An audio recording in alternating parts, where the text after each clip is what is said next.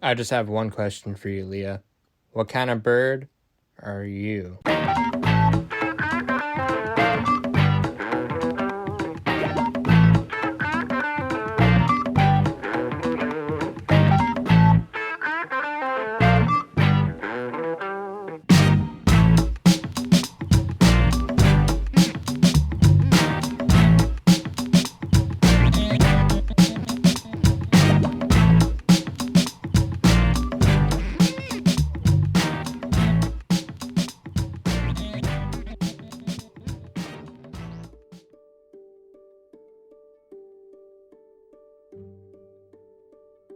Hello and welcome to episode 150 of the Mark and Me podcast. As always, I'm your host Mark. Now episode 150 for me is a big milestone.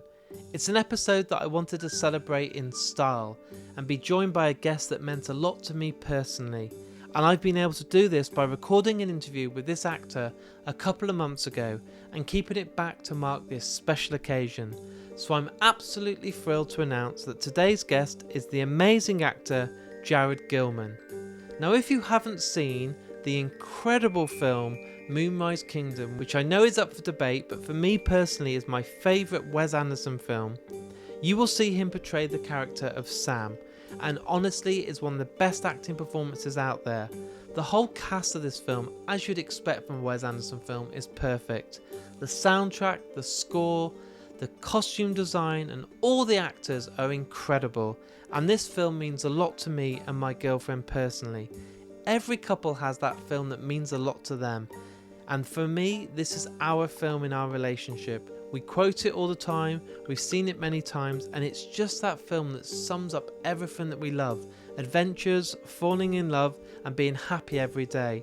And I'm so thrilled that I get to give this episode to you guys out there to celebrate the big 150 for Mark and me. So I think the best thing to do now is to get straight to the interview. So here's me and Jared talking all things Moonrise Kingdom.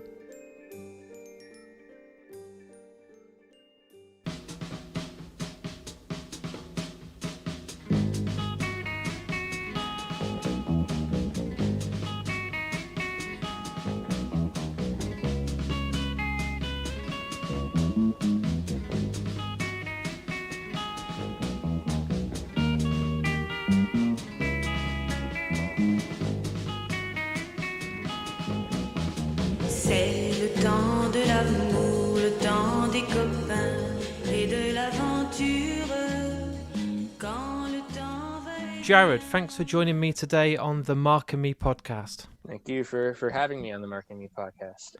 What I normally do is many actors and directors that come on the podcast, they start a lot later in life than you, and I take it back to their childhood and talk all about growing up. But you started really young, but I still want to ask the same question. So when you were a kid, tell me about the really early memories you have of watching films and kind of falling in love with cinema. I was like 5, so this is like 2004. So the year after the Eddie Murphy Haunted Mansion movie came out. Yep.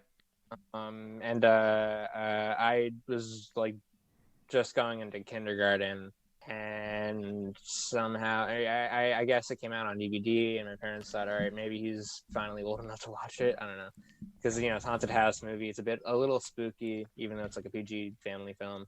And I watched it at like 5 and became obsessed.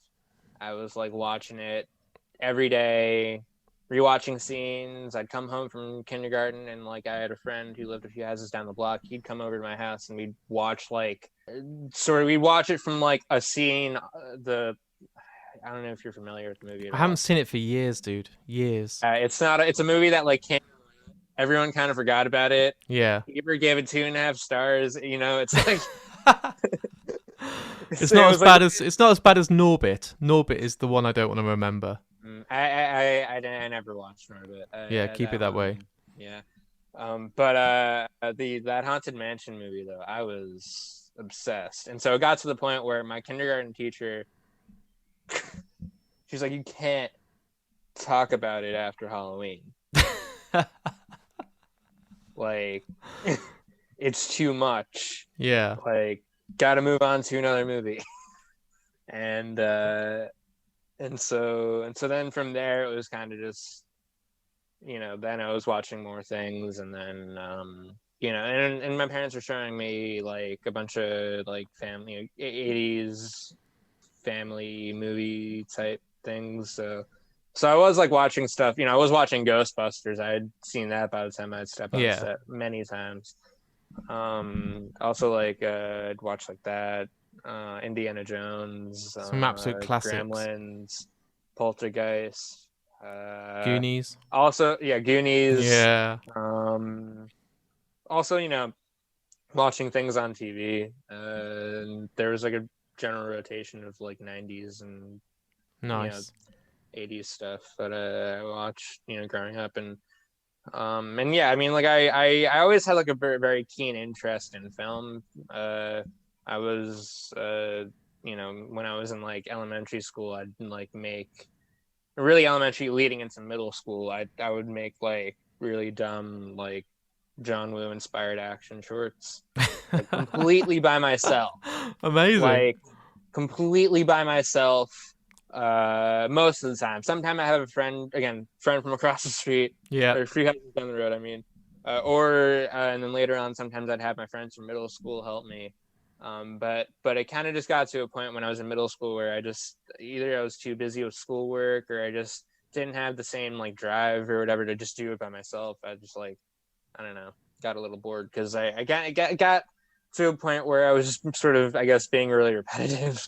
It was just like lots of shooting and like adding in like fucking action essentials, blood, and like the muzzle flashes and then the bullet hits and all that shit. And it kind of ruined a bunch of action movies for me in that time period, or in those years, because it seemed like they were really leaning into that like digital blood, like digital post effect, but stock effects, like Hollywood movies, and like it was always taking me out every single time growing up watching them. When I was 9 or 10, I started taking acting classes. Cool. And then through my acting coach, I met and signed with my managers when I was in like 5th grade. It was like April or May 2010.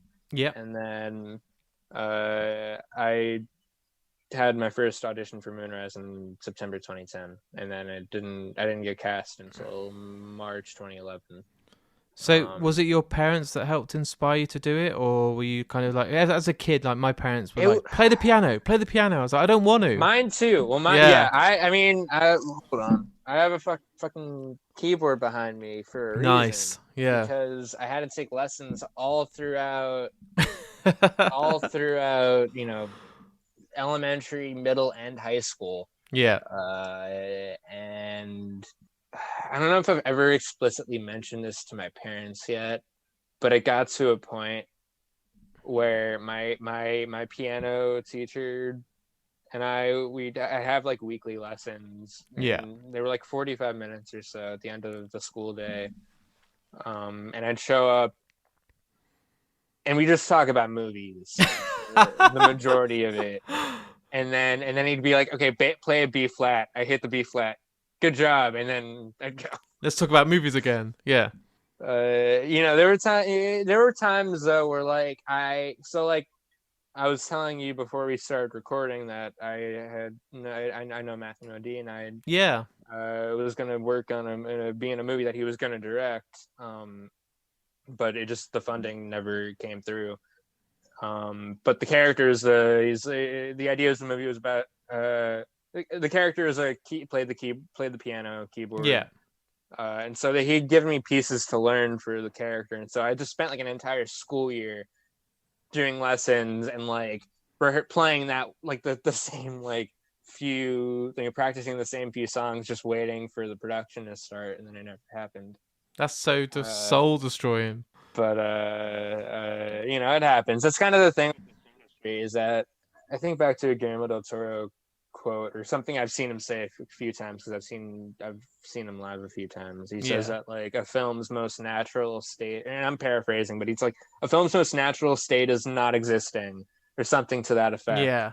And I mean, I very much agree, and like I think it's a very true statement. It's like so much shit that doesn't get made. There's like a whole world of shit that doesn't get made, or Yeah. shit that like you know does shoot then dies in the in post production, or shit that like doesn't get off the floor. It's I've been a part of things that have shot and then don't get finished or don't release or whatever, and it's like you know you kind of have to learn to just sort of like accept be accepting of Yeah. things, and but I guess the kind of side effect in my personal that kind of happened with my brain is that I just part of me doesn't really like believe things until they happen. No. Like it's like I don't believe it until I've seen it in a theater with other people. Yeah. But that's sort of the excitement of doing it. It's like you don't know what's going to happen. It's like either it does amazing or it goes absolutely nowhere, and it can really yeah. I mean, you obviously are very well from all the people you've spoken to and all that. You Yeah. obviously are well aware of just the volatility and just being an observer of films. It's hard to not sort of be aware of the volatility at this point. Yeah. Like I feel like it's very widespread. So you were just literally saying about one of your first roles in Moonrise Kingdom, obviously playing the part of Sam. So how did the audition come about? Like, is it through the manager you had? Yeah, yeah. So it was through them, and yeah. So the audition, it was interesting because it was my first cold read audition that I'd ever done. Right. So like I didn't get any material beforehand, and I just had to walk in and work with whatever was handed to me. But what happened with that was, so you can tell my hair is extremely long right now.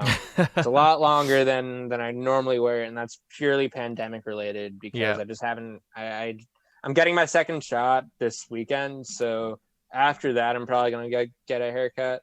Yeah. But I just haven't had one in like a year and like 4 months or something, almost a year and a half. And so this is what's happened. But the first like 12 years of my life, I also wore my hair really long, just sort of almost by happenstance, because I just didn't get a haircut until I was after I was 3 years old, because it was a choice my mom made, I guess. Yeah. But I just for whatever reason always wore it fairly long because I guess this is what I was used to Yeah. as a person, and I ended up cutting it for Moonrise. Wow. And that was kind of a big deal for me at the time. That's commitment. Yeah. And it was like I had to cut my hair. I was wearing braces too at the time, and I took those off and never put them back on. Did you have any but, idea, like the scope and the scale of like Wes Anderson and the fact that you'd be probably cast along people like Ed Norton, Tilda Swinton, Bill Murray? Well, I did. Well, when I became aware of like the cast and who was going to be in it, and then like, and then of course when I got cast, I had an idea that I was working on something pretty big. Yeah. Much larger than myself, or much larger than like anything I'd ever been used to in my whole life. And but like there was a certain level of it that I'd made. I don't know if I quite saw coming, like in terms of like I wasn't expecting it to break a box office record in its opening weekend. No. That I was not expecting. I wasn't expecting like a giant applause break at Cannes. Granted, that's apparently standard for the festival. They either give you long applauses or really long boos. Right. That's just the way it works. But it's just like having this idea in the back of my head, like what I was working on was something really good, something like the material is like really great material, and that like this could be really good, but like just because I had no point of reference, as far as working and it goes, like I was just it was like a lot of wondering like what's this gonna be like, because also too we were filming all over Rhode Island and many different woodsy locations. And like even certain scenes were filmed in like many locations. So like the dog, the spoiler alert, the dog with the arrow in its neck. Yeah. That bit was we shot that in a few different spots. Okay. But in the final movie, I think it's only a couple locations. So I think it's like one location for a majority of it, but then when it cuts to the medium wide of Sam like walking away, tossing the air or throwing the arrow down, Yeah. that's a separate location. Uh, Wow. yeah. And lots of things like that, where we're like really filming all over Rhode Island and somehow making it look like it's sort of this more concentrated space. Nice. And then also too at the interiors, all that was shot in like a sound stage that Yeah. was just like abandoned like linens and things, I think. And all of Susie's house, all the rooms were its own separate pieces. And so it's just like watching it the process happen, just like wondering like how is it going to tie it all together? How is it going to be, sort of come across? And then you watch it and it's just like, oh yeah, this is perfect. It's like, this is like exactly, how did I not see it like this? So But you're only 12 at this point. So yeah. that's the scary thing. So you walk into this audition and you said you're doing a Well, I was cold 11 in read. the audition. 11, yeah. So I was 11 in the audition. was And Wes there at the time? Well, he was there in the second audition, my first Right. callback. Yeah. The first audition was just the casting directors, and it was my like second or third audition that I'd ever gone on. Wow. Oddly enough, coincidentally, the first or second, one of the ones I had done before Moonrise was a movie called The Odd Life of Timothy Green that was directed by Lucas's dad. Right. Wow.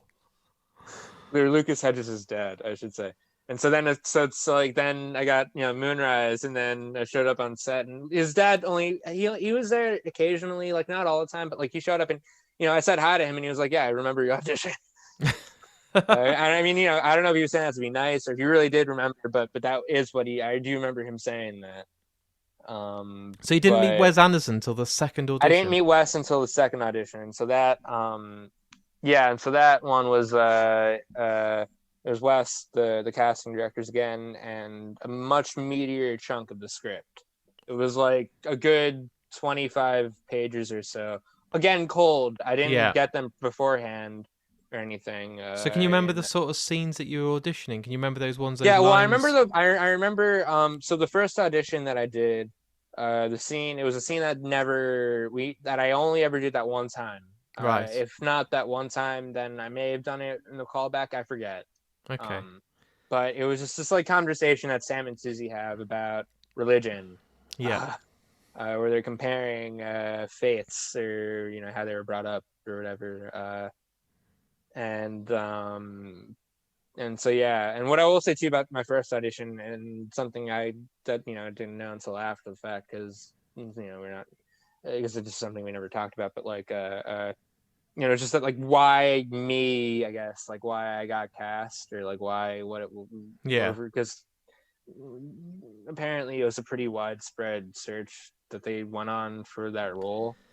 And I'd always had like, what was it? And so, what I will say to you, going back to that audition, I had the really long hair. And then the other detail that I haven't mentioned is that I used to wear these like sports goggles, like rec specs type, right, like things at the back that have like a band with that like back. strap along the back. Yeah, the strap along the back of your head.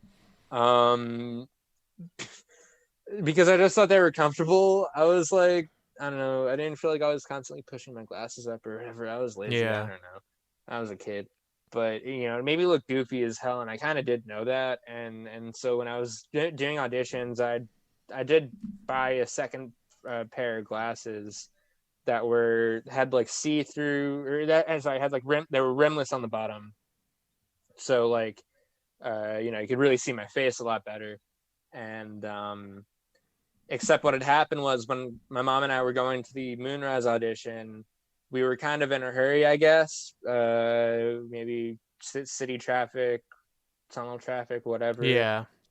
Shit happens. And we get into the garage, we hurry out, leave, run to the waiting room, sit down, and 5 minutes or so until I'm called in, and my mom realizes, or we both realize, oh wait, we left my audition glasses in the car. Oh man. Block or so away. would probably take about 5 minutes to go and, come back. And so I said to her, "Don't grab him, it's fine." And so I walked in with the stupid glasses and the crazy hair. Maybe it worked. Maybe it charmed them. Well, so then what happened was that, we did the movie, comes out, and when the movie releases, we have to go do a bunch of, interviews with press and all that. And, and so my mom was watching interviews, and I watched one with Wes where he had been asked, about like why he cast, Kara and me in those roles. Yeah. And when he said with me, it was a couple things. It was the glasses. It was like the look just stuck out to him when I walked in. And he like pointed out like the hair and the glasses. And then he said that my interview, the sort of like the part of it where they were just asking me just some normal personal questions. I was just going into 6th grade and going into a new school and all that. And I guess I had like kind of a not great 4th, 5th grade experience. And but I was like hopeful because new school, new friends, all that. And I guess I expressed that in the interview, and that was just something that stuck out to Wes. What he'd said in his interview, year and a half later, however long. And so, something I always look back on and just think about all the ways that like all the different things that could have happened or all the different things I could have said or done or whatever, and like things could have been wildly different for my life. But the fact is you got the role. So they did this massive big span to try and find this so part. what I'll say to you is that it wasn't just those 2 auditions. I had to do a couple. I had to do 2 more auditions, so a total of 4. Jesus. So it wasn't like they were testing me. I guess they were making sure that I was up for it. And then I got cast, and then it was like a month prior to shooting. I had to go to Rhode Island once a week and do like kayaking lessons. Wow. Run lines with Kara and Wes or either one of the producers. Just making sure I'm memorized, but also doing rehearsals with Wes and Kara, and then also Bob the DP. And what's Wes like when he's doing prep? Is he giving you certain films to watch or albums to listen to? Yeah, well, he gave me a film to watch. He gave Kara a film to watch too. Cool. So he gave me Clint Eastwood's Escape from Alcatraz. Wow, at 12, 11, yeah. Or you're 12. I was 12. Yeah. But right. Like it's not the most intense movie, but a movie like that. Interesting for a 12-year-old to watch, I guess. But he wanted me to like watch it because of the Clint Eastwood's character. Yeah. He wanted me to kind of like study that character, like sort of internalize like his like resourcewulness. And sort of use that for Sam. And what was your initial reaction to Wes? Were you like, God, this guy's a genius? Were you, even at 12, were you like, God, this guy really knows what he wants? Well, yeah, no, I mean, like, yeah, I like had a lot of, I very quickly like had a lot of trust in him. Like, I had seen Fantastic Mr. Fox when it was in theaters, and then when I got cast, I like went through his filmography and watched most of them except for Bottle Rocket because I just couldn't get either. I didn't have the time or just couldn't get my hands on it. I didn't watch that one until 7th grade because my English teacher lent me his DVD. Nice. Because he was a huge Wes Anderson fan. It was very exciting when I got cast. Also had me do that. Then the kayaking lessons. I also had to learn how to flip a fish over an open fire. And then he had me do a couple like karate lessons or just like some of that. It must be cool at that age, though. It must feel like you were genuinely in the Scouts. Well, I was doing local karate classes. I was doing local karate classes with 6 and 7-year-olds. Right. Okay. It was a mix of like slight embarrassment and just like not wanting to go too hard because they're kids. Even though I'm only 12, they're still like hell of a lot younger. 7/12 of my age, which is like a pretty significant amount, but you must have known it was all worth it. They still were good. They still kicked ass. The little kids were constantly throwing me out of the little box or whatever, out of the ring. But you must have sat there thinking, this is all worth it because I'm going to be the Yeah, main no, like, I kid mean, in... like, I was like, I mean, I knew that, it was going to be worth it, or that, Yeah. like, it was for something really, really, really fucking exciting. Yeah. Like, the fucking, you kind of, I don't know, I don't mean to get, like, super, I don't know, precious or hyperbolic, or, like, I don't know, rose tinted goggles, or whatever, but you kind of do feel like you're fucking Charlie in the Chocolate Factory. Yeah. That's Like, probably a good way to put it. It is that kind of I had that kind of a feeling, at least. Yeah. Like, You got the golden ticket. felt like a golden ticket feeling. It was like really, I don't know, like, it just, so, because again, I just look back and I think about that first audition and all the things I could have gone differently. Yeah. I Yeah. had those other auditions, but it's like, if that first audition would have been gone, if that had gone any differently, would I have had those other auditions? Who knows? It's like, that's the kind of thing that sometimes I think about, not as much anymore now, obviously, but when I was growing up as a teenager, that was something that, like, was going through my head a bit. So talk to me, because obviously the main thing about the film is your relationship with Susie, and the chemistry you two have got is phenomenal. So tell me about the first time you met Kara, because obviously Wes would have been really crucial that you two clicked and had that chemistry, because yeah. it wouldn't have worked, would it? It'd have been terrible. Yeah, it was kind of funny. We met after we both got cast, but there was a moment when after I got cast, when I had to go meet Wes for a costume thing, but then also, because at that point when I got cast, they knew I had to cut my hair. Yeah. Because, like, there was no way Sam wore his hair like that in the 60s. Like, that wasn't gonna, in that setting in the, in the 60s. I mean, in that, later on in the 60s, maybe, but, not in that Not moment, then. Yeah. in that geographical setting.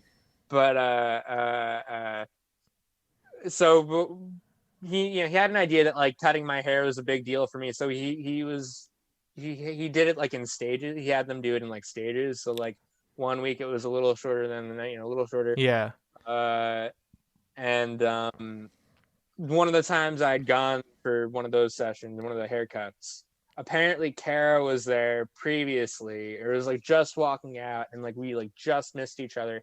But it was all intentional because they did not want us meeting until a little bit later, like officially, I guess, for like a meet read through rehearsal. That keeps it magical. I love that. Yeah, and so we met for that, for like the rehearsals and stuff. We were working together for that. We got along. I mean, yeah, we did it feel forced? Did it feel like I have to get on with you because we're the leads in this film, or were you kind of like, yeah, I love this girl, she's cool? Well, I thought, like, I was happy to spend like the 2 months or however long with I was like very I was excited to work on the movie. I was just like, it like felt like a dream, Like, it was like, I mean, I at that point was probably already having like movie dreams and shit, so it was literally like a dream. I can't even imagine at 12 how you'd process it and be on set and then, hi, like, Jared, today you're going to meet Bill Murray. You'd be like, oh my god, that's one of the Ghostbusters. Granted, I had a whole several weeks of like emotional prep for all that. Still, I was like, holy shit, that's Bill Murray. Yeah. When I met him, like, it was a very surreal, meeting all of them was very surreal for me at the time, for sure. And I mean, Bruce Willis, for me, even at 12, I would have known him from Die Hard, so I'd have been like, this is the guy from the Christmas film. I had just watched Die Hard. Like, my parents showed it to me after I got cast, because like I had only seen the like I had seen like Surrogates and Red. Oh no. I had to watch the classic. So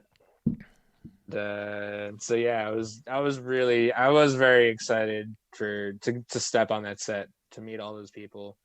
Was it scary? Were you nervous? Were you like, oh my god, this is Ed Norton? I mean, there's a level of nerves, I guess, but at that point too, I had been working with Wes because I had two of the callbacks were with him. Yeah, and they were pretty hefty, like extended sessions where we were they had to have been at least like an hour or so of just us going through, or maybe 30 minutes, I don't know, 40 minutes at least, like of just us going through the scene. So like at that point, I kind of had a little bit of a familiarity with Wes, or at least working with him, and so I felt like comfortable on that level. I guess it was just more like, just like meeting everyone else and working and getting into that mindset, and making sure I'm waking up every day on time and all that. There were a couple like things with Moonrise, or with the production of Moonrise, that was a little unorthodox. So like we had to show up on set in costume and makeup, which is a little unusual for a movie. And then we had Coleman tents instead of trailers. Wow. And granted, I'd never really spent a lot of time in the tent. I was mainly in like waiting rooms, and also in like school, like getting tutored when I wasn't on set working. So that's like the other thing too. It's like I'm working on this big movie, but I'm also a sixth grader finishing his year. That's crazy. And doing school at the same time. And at least your parents were supportive. I mean, some parents would be like, "You need to do your education, then you can go and do the film." I still had to do my education. Yeah, I still do. At the same time. In a way, my parents are kind of like that. Like, not to that level, not to the degree that you're saying, but they want me to have an education, and so I'm in college right now. Granted, I'm thinking a lot of, the pandemic and everything has kind of put a lot of things into perspective for me, and college included, and it's making me, but acting wise, that's still something I enjoy doing. And I mean, the acting school you went to, and the lessons you could have had, they can't come close to. Well, I went to film school. Yeah. I never did acting school. No. I took acting classes throughout my teenage years and all that, but I never did acting school.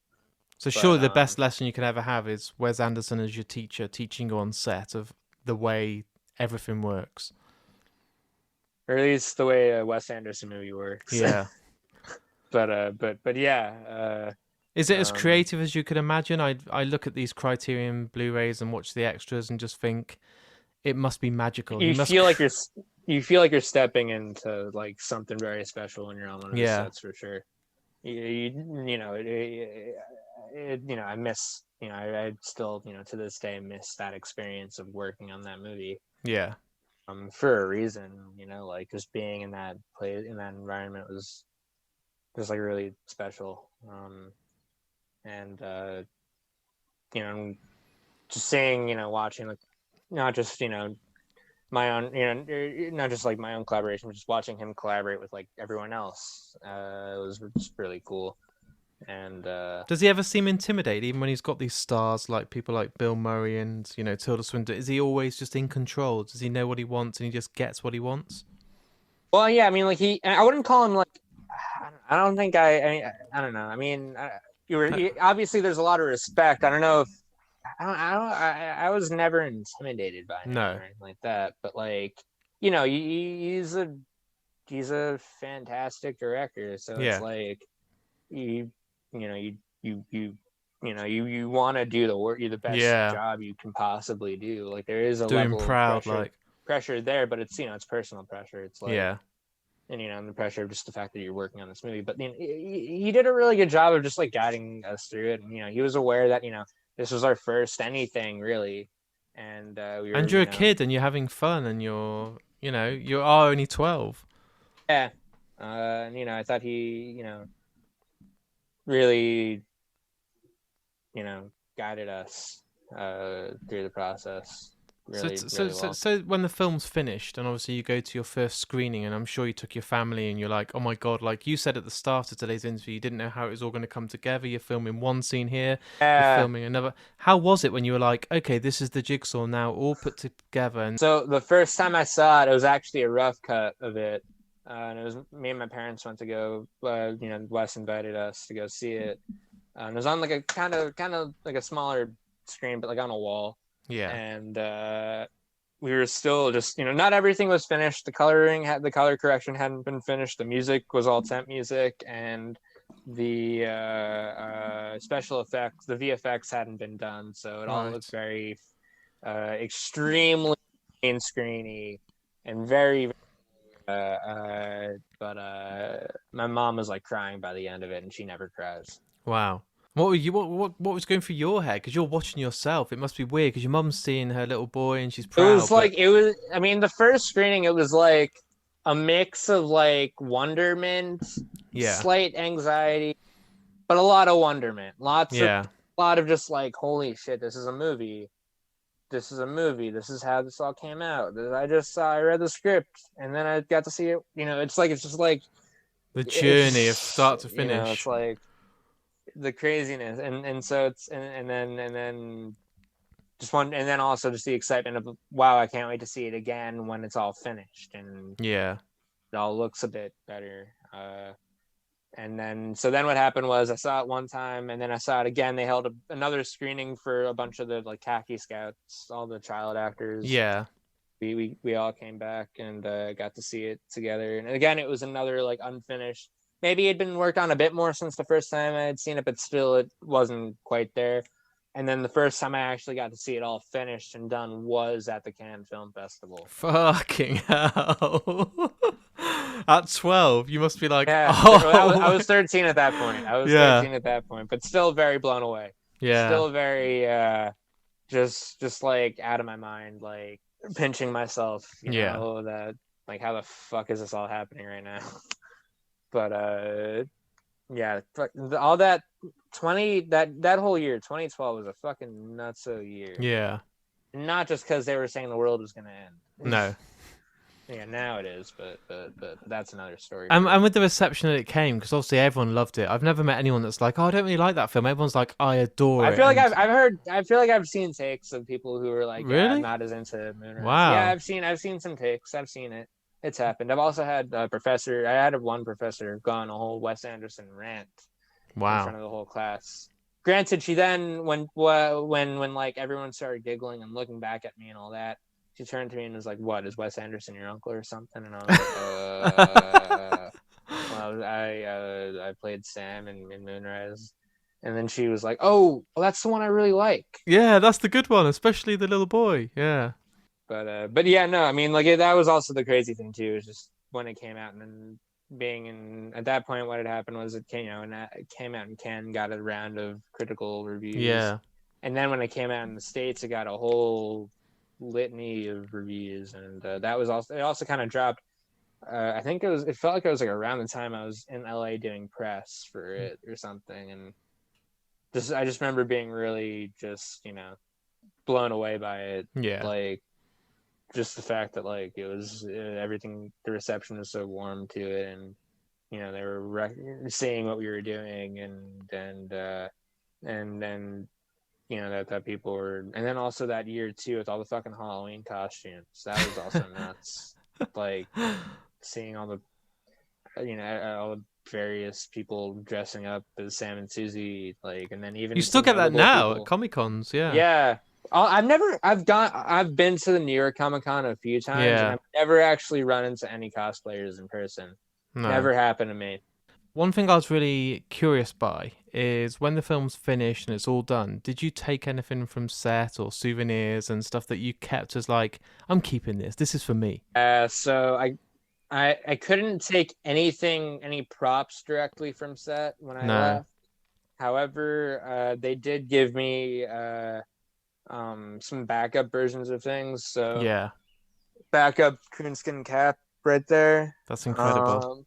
Then a backup version of like the mask that I wear in the church at the end. Oh wow! And then I have a backup version of the backpack. That's incredible. And backup versions of the glasses. Yeah. And please tell me you kept the little patches of the raccoon and stuff. I don't think I have any of the any of that. Though the one thing that I did take directly from set when I left, and it's not a prop, but something that I turned into something kind of special, I guess. When I was doing, so like I said, for prep a month prior to filming. Yeah. I had to do kayaking lessons, and so when I was doing them, I was given like a practice oar to just like rehearse the stroke with, Yeah. and when we were filming, my mom had the idea of getting all the cast and crew to sign it. Oh, that's awesome. Cast, like like a cast part of the Yeah. film, like whatever. And so we did that, and for a while we had it on my wall, but it's not there anymore. So it might be in a closet or in a thing somewhere in my house. But it's just like an order with like autographs, but it's That's everyone amazing. from the set, basically, like pretty much everybody. Like, That's very cool. You should know where that is. You shouldn't just be like, oh, it's in the closet no, I know somewhere I or should know under where the it is. bed or something. Yeah. Yeah, one of these days I'll find it. So we've talked about obviously when the film came out, the reaction, it was all done. At this point, where did you want to go next? Did you want some normality and not to do a film for a while, or were you eager to try and keep doing more films as an actor? Well, I mean, like I was really excited. I mean, like I had wanted to do more work. I Yeah. guess like I was very pumped to just like do work and stuff. But things happen. Being a child actor is you're up against other children, but you're also, when you get to a certain age, you're up against 20 somethings, and they Yeah. always go for the 20 somethings because it's easier. They can work longer hours and they don't need a tutor on set. And so there were a lot of that. I did get some jobs. Obviously, I've done other Yeah. work since Moonrise for sure. And I've been very lucky to work with a lot of the people that I've worked with for sure. Yeah, of course. But you learn a lot about about movies and how they're made and what works and what doesn't, and what hits with people and what doesn't hit. What You decided to go behind the camera, didn't you? You wanted to start directing and learning how to make stuff. Well, I still want to say, I still want to act. Yeah. I think the directing thing, when for me, it was like it was like I went to film school to see if it was something that I was interested in. It wasn't. It was less. People go to film schools, they know they're really into it, and they like have that drive, have that passion, have these ideas already, and have a vision and whatever. For me, it was like I just really wanted to have a chance to just experiment with stuff and see if it was something I enjoyed doing. Yeah. And I like it. I made an intermediate movie. I did it's like a level below advanced, so it's like a much shorter, like 4-minute long little like anxious comedy. I enjoyed doing it, but I could just tell that like directing for me, it takes a lot more energy, a lot more of my energy in a different way than acting does. Yeah. And there are aspects to it that I really enjoyed, then there are other aspects to it that really stress me out. And I get that like part of it is just doing it, and then the more you do it, hopefully the some aspects might be a little less stressful, I guess. But Studying now, are you? yeah, well, Yeah. I'm like kind of a senior, I guess. Yeah. Credits wise, I'm like just barely a senior. So I need like another year left before I graduate, even though I'm 22. So where do you want to go? What do you want to do? What's your kind of vision now? To do more acting and...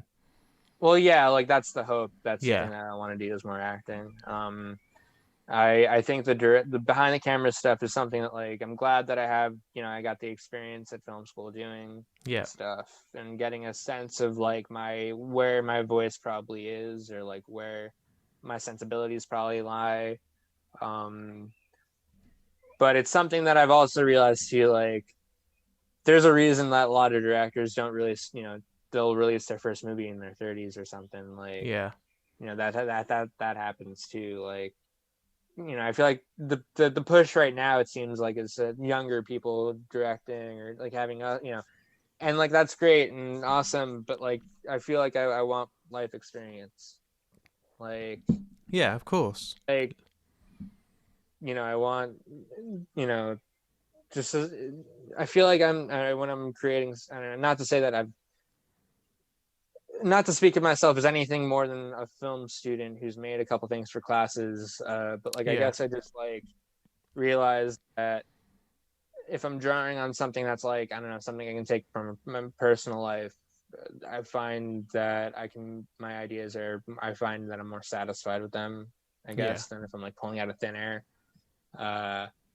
And I just realized that really the only way to kind of help me with that is to create more personal memories, aka live my life, do things, but have many more experiences and learn, you know, more things just about you know, about life and people and all that, you know, because I don't want to, as a filmmaker, I don't want to like trip on the wrong foot, I guess. That's fair.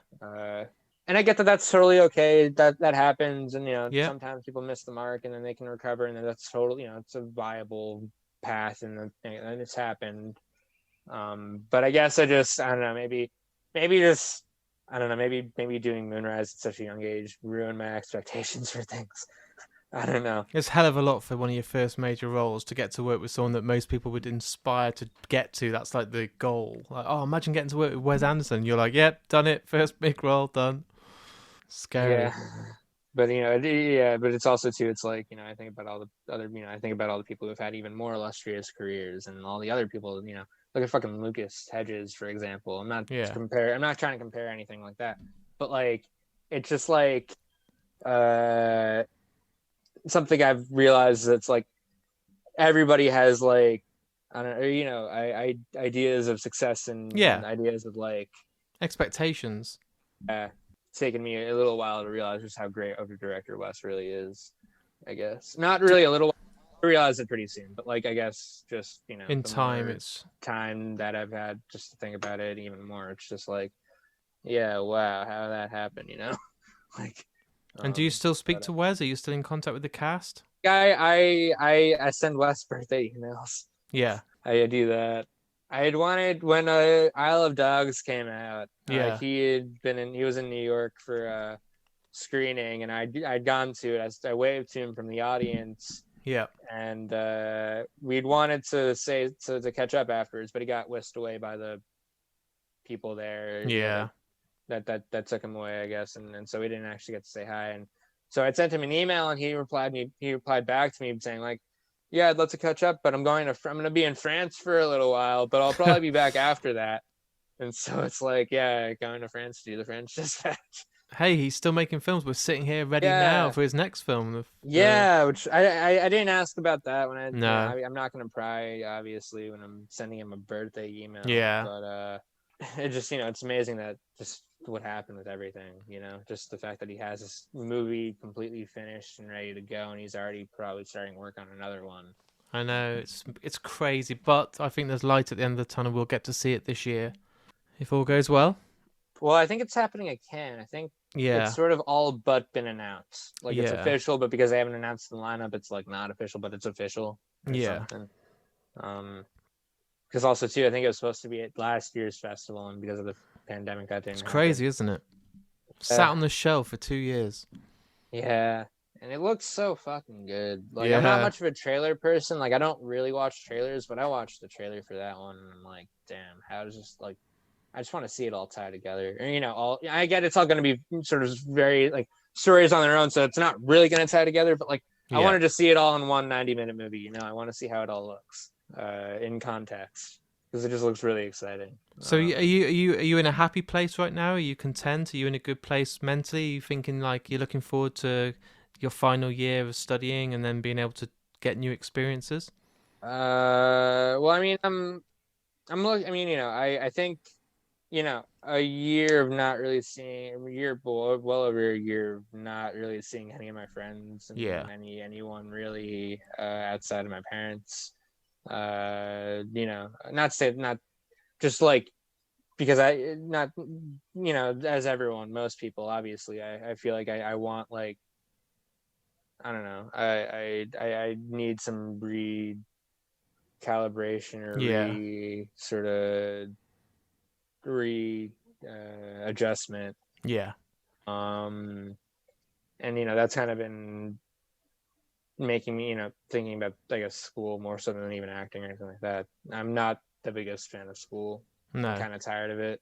I'm Yeah. kind of I'm not really. It's a personal thing, and I just something again I've realized about myself over the last like year or so, and how my brain works, and how my experiences in school. Not to say that like I went to any bad schools or anything like that. I went to a lot of I went to some really good schools. It's just that I realized the ways in which like I said, my brain works, and ways that I guess just the environment makes my brain really anxious, and not in the best of ways. Yeah. Like there's anxiety that's productive anxiety, and then there's anxiety that's destructive, and it was like that form for me. And I mean, I'm growing up. Maybe I get over it, and it's all okay and whatever. But it's something like I've thought a lot about, and I just it's made me kind of a little anxious about the prospect of like even doing another year. But Everything seems more of a challenge now, doesn't it? Even just going to the shop will seem like a huge ordeal. Well, yeah, I mean, yeah, it's like after living a year of like, oh yeah, you can go outside, but you might get sick and die. Yeah, not good. That's like kind of that's a bit of a trauma. I think I'm a lot, even though I've heard that sets are a bit different now with all the restrictions and safety protocols in place. But I'd feel a lot more open to doing that right now. Like I'm a lot. That my mindset is like I want to act, I want to do production work, I want to maybe not necessarily sit in the classroom take notes. No, you've only got one more year. That's all. I know it's 1 year. I guess it's a thing that's it's the senior year, and it's the advanced production year that I'd be doing, and it's also that element too. Like they say to not put too much stock into your senior thesis film, and this is what I've heard. But at the same time, knowing myself and what I'd probably do after college, there's a part of me that like would like to get it right. Yeah. Would like to do the best I could. Would like for it to be a something that I feel good about, like something that like I don't know, I think could work. And I guess I just haven't gotten to that spot yet, ideas wise. I wrote a couple drafts of a couple ideas last semester, and they're both probably a bit too hard to get the allotment money that I would like to get from NYU, because that's the other way. That's the other thing, and the way it works is that you have to pitch your idea to NYU, and then if they like it, they'll give you a sum of money, and then that's like your base budget for your movie, and then you can still crowdfund and get more money, obviously, because like what they give you is like a good amount, but not like as far as student films go, they can get a little pricier than what they're giving you, but still, it's something that like is a, I guess, coveted process or whatever, and I don't want to rush into it and not feel satisfied. And so I guess I just have to explore my options there. And I'm having my advisor meeting this month. I still have to schedule it. I'm probably going to do it tomorrow, and I'm going to go over my options there and figure out what I can do. And yeah, we'll see what happens, I guess. But yeah, I want to act. I want to do that stuff. I want to play characters on sets and in front of cameras. Yeah. And run scenes and do takes and stuff. The auditions that I've had, the past year, so they've been fun, even though they've been a little different, like because of the pandemic, because of everything. Of course. They're not. So like, usually you either do like in person with a casting director, or you do a self tape. Yeah. Where you're with either but like I've just been doing them completely by myself, like literal self tapes. That's crazy. Like, and by myself in my room with my phone. That's crazy. And they've been working apparently. Like like they I had a callback. I had a callback recently. So it's effective. It's a bit like rehearsal. You're not quite, it's a bit like rehearsal acting in the sense that, like, you're doing it by yourself and you're like in your head kind of picturing the other person and like playing off of that, which is a bit weird. Yeah. A bit more in your own head than like maybe you would normally be on a set with other actors. But it's been working, I guess. And yeah, but even I guess I've just in the past year or so just comparing the level of like effort and enjoyment I get out of doing that versus like class stuff. Yeah. And I get that it's like petty and it's like it's the part of the deal and it's part of the whole thing and all that. I guess I don't know, it's just how I've been looking at my own personal experience and how I'm looking at that and not thinking about anything else and how I feel. That's fair, man. I don't know, it's a bit selfish, but whatever. And something I do on the podcast to make it quite unique to every guest that comes on is, this is putting you on the spot now, but the outro music to every podcast is chosen by the guest. Oh. So it can be any song by any band or any score from a piece of film or anything that you love. I'll be here for a little while. Yeah, man. Some people get this down to about 10, then they're trying to get it down to 5, but I'm not going to accept you messaging me in a few days. I want it tonight. So... And I mean, I'm looking at, I mean, like, yeah. It basically needs to be the song that you think sums you up or would be the perfect outro for you. That is like, right, this is Jared. Is there a few that come to mind? I can give you a song that I like. I can't give you a song that encompasses me as a person. Well, let's go with the song you love then. Absolutely love. One of your favorites of all time. Have you know Nicholas Jar? I know the name. I haven't heard any. Okay, he came out with this album in 2011. I mean, I love his music in general, but this album in 2011 that he came out with is one that I was on repeat throughout middle and high school for me, and it's still an album I enjoy to this day. Amazing. Let's go with that. The title track, or it's the song "Space Is Only Noise If You Can See." Yeah, I'll message you if I come up with a different song. So, Jared, it's been an absolute pleasure to have you on today, and it's been just a dream to hear you talk about one of my favourite films. And it's so great to hear the start and the point of your acting career and how it just blew up. It's just insane. Like, it's an absolute pleasure to have you on, dude. Thank you. It's been a pleasure to be on.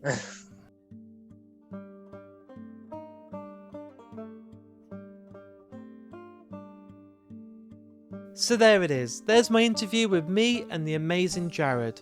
I've kept this interview back, like I said at the start, for a couple of months to celebrate the big 150, and it's a dream guest for me, and I'm so grateful for Jared coming on the show, sharing stories about what it's like to be directed by the amazing Wes Anderson, being part of the amazing Moonrise Kingdom, and just being an amazing guy. So thanks, Jared, for coming on.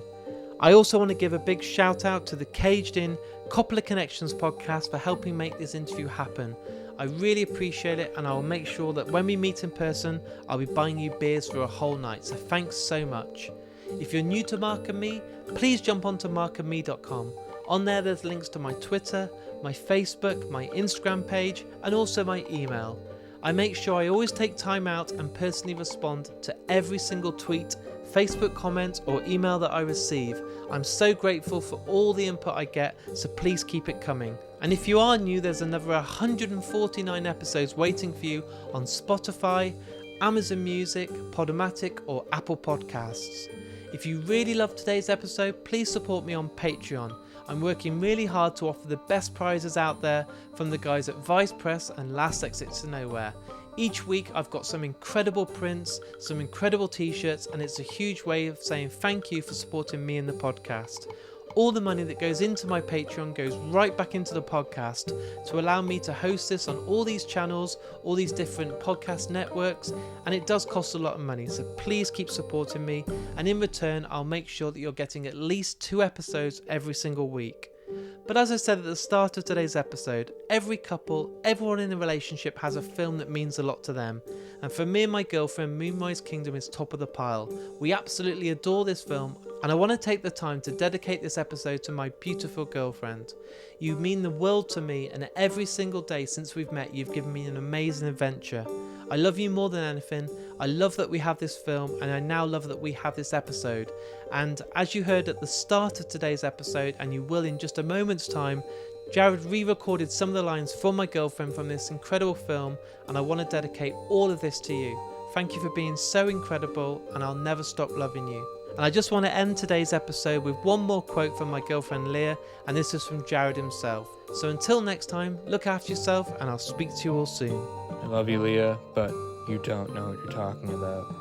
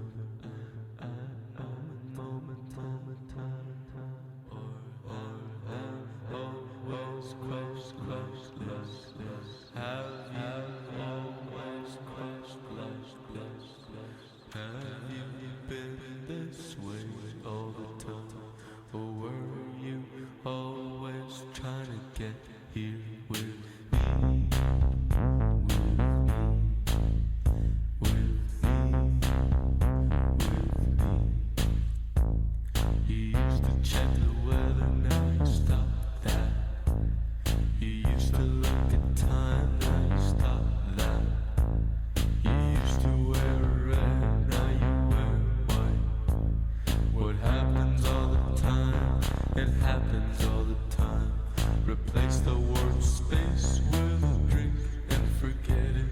Space is only noise that you can see. Grab a calculator and fix yourself.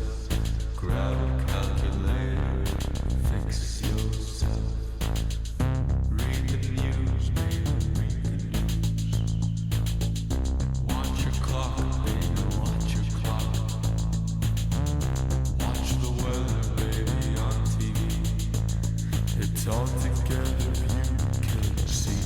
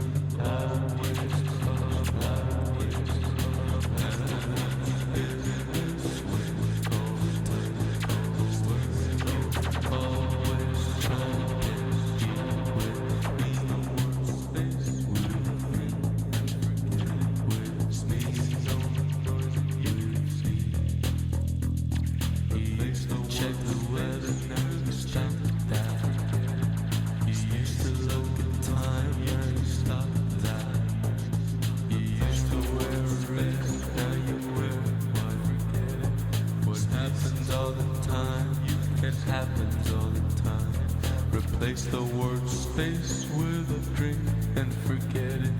Space is only noise if you can see. Grab a calculator and fix yourself. Grab a calculator, you can see. fix yourself.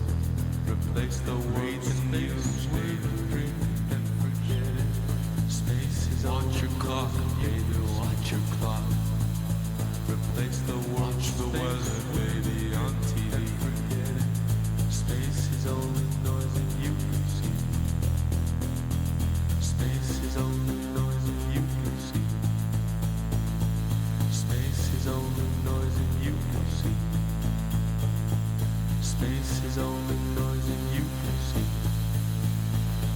Space is only noise that you can see. Space is only noise that you can see. Space is only noise that you can see.